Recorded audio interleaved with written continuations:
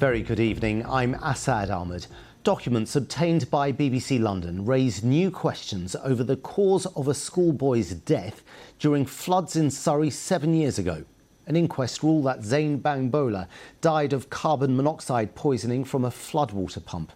But his parents believe he died from poisoning caused by a deadly chemical dumped in a nearby landfill site, which ended up in the floodwater.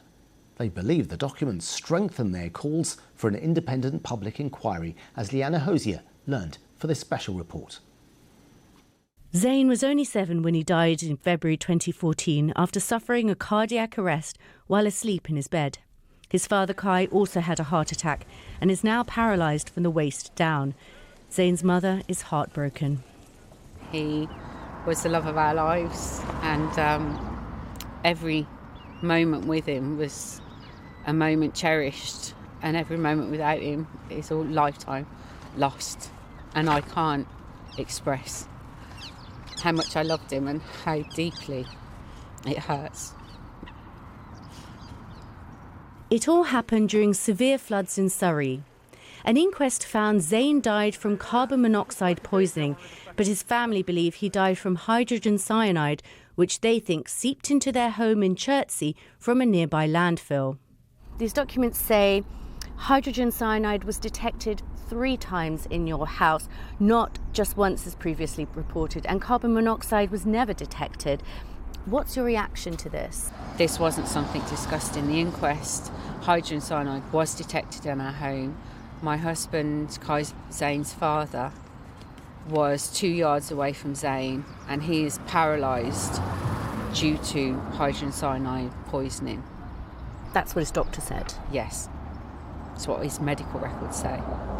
The documents say that at the levels of hydrogen cyanide found in the house, prolonged exposure could lead to a cardiac arrest, and that the family could have been exposed for weeks. They also say the water pump that the inquest found was the cause of carbon monoxide poisoning was not operating. The petrol pump wasn't in use, and what was exposed in the inquest was that they seized the pump, they tested it, and the pump was faulty. It could not run. Shortly after Zane's death, a government source briefed the media carbon monoxide poisoning was responsible before a post-mortem was even carried out. In an email ahead of a COBRA meeting chaired by the then Prime Minister David Cameron on the issue, a Public Health England official writes of political pressure to determine whether carbon monoxide is the cause of death. This is a cover-up at the highest level. Hydrogen cyanide was detected. Hydrogen cyanide was the only gas detected. Carbon monoxide shouldn't be discussed. Carbon monoxide was never detected in the property, and there was no source of carbon monoxide. The pump is clear in those documents. The pump was not in use.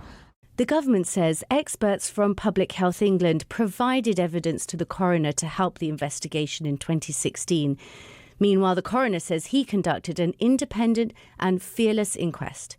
This will be of little consolation for the family, who say they will continue their search for truth and justice for their son Zane. Liana Hosier,